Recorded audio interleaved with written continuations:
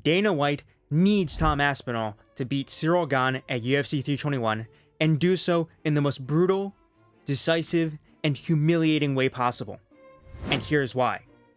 As you are all aware, Tom Aspinall didn't become the UFC heavyweight champion by winning the belt. Instead, he was promoted to that position when the violent criminal, PED cheat, and alleged Shotokan, Jon Jones, gracelessly ducked his way into retirement. I hate you!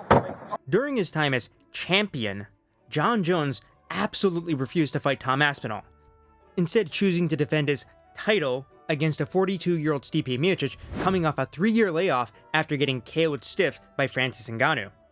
This led to Tom Aspinall having to defend his interim title against Curtis Blaydes, which basically created two different heavyweight title lineages in the UFC at the same time, Jon's title and Tom's title.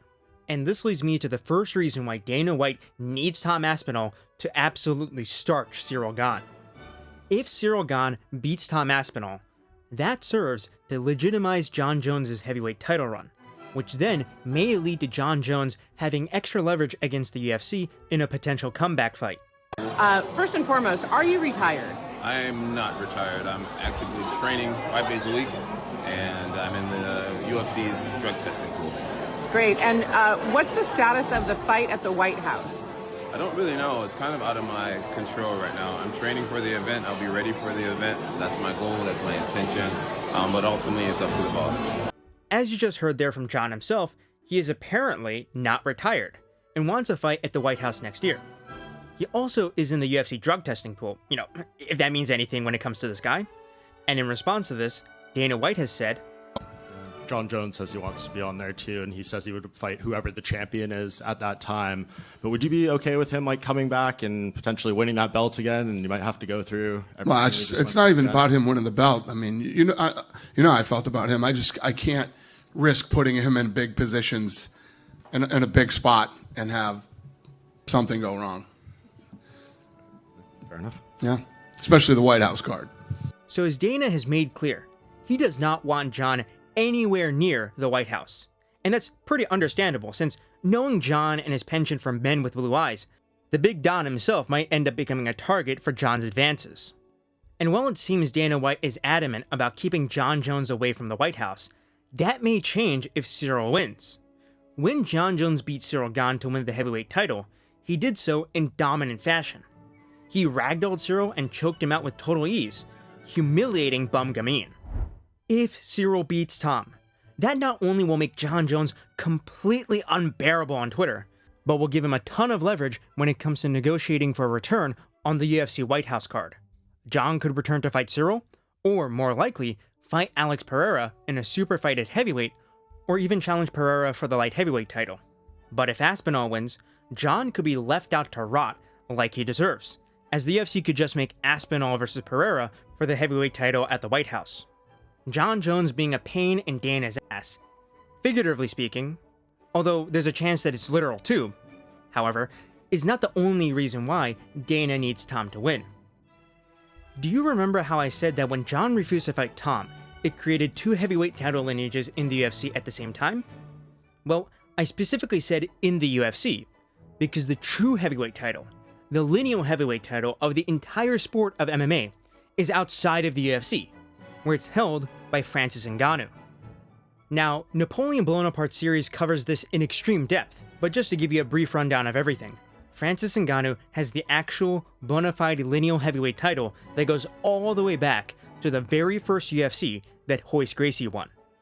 The lineal title has been passed from champion to champion through the UFC, Pride FC, and Strikeforce, where it's been held by legends like Randy Couture, Mark Coleman, Fedor Emelianenko, Alistair Overeem, and has been passed down to Francis Ngannou. When Ngannou left the UFC for the PFL, he was still the heavyweight champion, and as a result, if anybody has the truest, most legitimate heavyweight title, and therefore the claim to the title of the baddest man on the planet, it's Francis Ngannou. And well, Dana White hates Francis. The beef between Francis and Dana started over the demands that Francis brought up while he was still the UFC heavyweight champion, with Francis demanding higher pay, the right to go pursue boxing outside of the UFC, and health insurance for fighters. Dana White, being the stingy businessman he is, didn't want to fulfill Francis's demands, and from Dana's perspective, for very good reasons. The last time Dana let a fighter pursue boxing, Conor McGregor ended up eclipsing the UFC in terms of fame and notoriety, making it so that the UFC had to bow to Conor and not the other way around.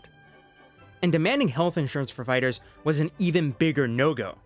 One of the main reasons why the UFC has the crazy profit margins it does is because the fighters are all independent contractors, meaning that the UFC does not have to cover medical expenses for injuries and illnesses that happen outside of the octagon. If the UFC had to cover medical expenses for fighters in camp, they'd have a dramatic rise in costs.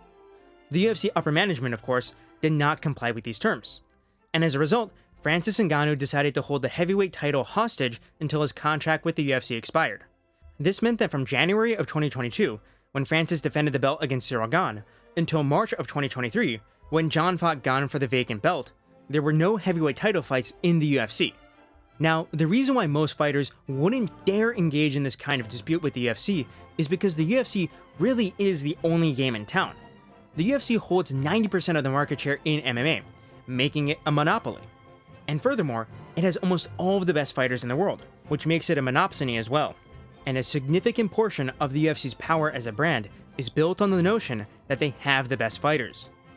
However, since Francis vacated the title and signed with the PFL without losing the belt, that meant that the UFC no longer had the world's best heavyweight and the lineal champion, a breach of the UFC's monopsony power. And after leaving the UFC, Francis has gone on to make a fortune in boxing by fighting Tyson Fury and Anthony Joshua, with him shocking the world when he dropped Fury in their fight. And while Francis did get KO'd by Joshua, he still hasn't lost in MMA. On the contrary, he demonstrated how he has continued to evolve as a fighter when he took down and easily knocked out Renan Ferreira in the first round, which is something we hadn't seen Francis do up until that point. So Francis Ngannou gave the UFC and Dana White the middle finger and made tens of millions of dollars to fight in boxing and the PFL. Francis's actions are a direct challenge to the UFC's attempts to dominate combat sports.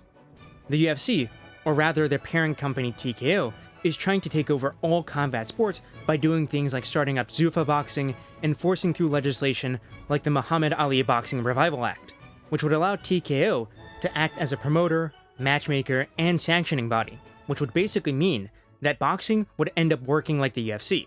Francis defied all of the UFC's attempts to control him. However, that doesn't mean that he didn't screw over others along the way. Most notably, Ngannou has gotten away with treating the PFL very poorly despite the incredibly generous deal they gave him. Ngannou's contract with the PFL requires them to pay him at least $10 million per fight and pay his opponent at least $2 million. And an organization like the PFL, which is operating at a constant loss, hello One Championship, doesn't have a lot of cash to spare.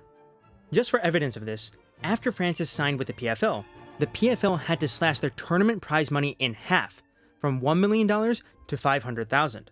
Add to that how Francis didn't show up for PFL Africa events until he was pressured to, despite being the chairman of PFL Africa, and how Renan Ferreira and Vadim Nemkov are now competing for the PFL heavyweight belt instead of Francis, it looks like Francis's days at the PFL may be numbered. Ngannou might just retire, but as his coach Eric Nixick has said, Ngannou might want to end up returning to the UFC, and having Ciryl Gane beat Tom Aspinall might just give him the leverage to do that. For his final fight in the UFC, Francis outgrappled Ciryl Gane to a 48-47 decision, and he did this with heavily injured knees. Like, he had no ligaments in his knees whatsoever. It's kinda crazy that he pulled it off. If Ciryl Gane defeats Tom Aspinall, that validates the superiority of Francis's lineal heavyweight title over the current UFC belt, as Francis would have a win over the UFC heavyweight champion. This would then give Francis a great deal of leverage if he were to try and make a UFC return, which is something that would make Dana White pink with anger.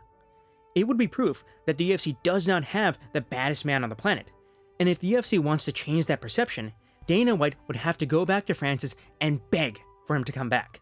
And having Ngannou back in the UFC after how badly he's humiliated Dana White would be pretty funny.